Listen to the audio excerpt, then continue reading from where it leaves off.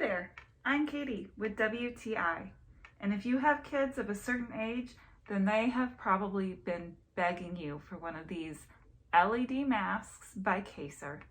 Let me tell you about my experience as a mom with this mask.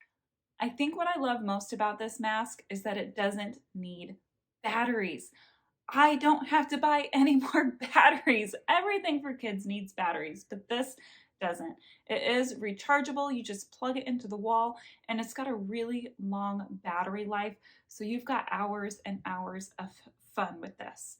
Another thing that I appreciate about this mask is that it's got really cute and happy faces, but it also has fun faces for the older kids. Nothing too creepy though. There are no issues with being able to see when wearing this mask. As you can see, there are slits through there.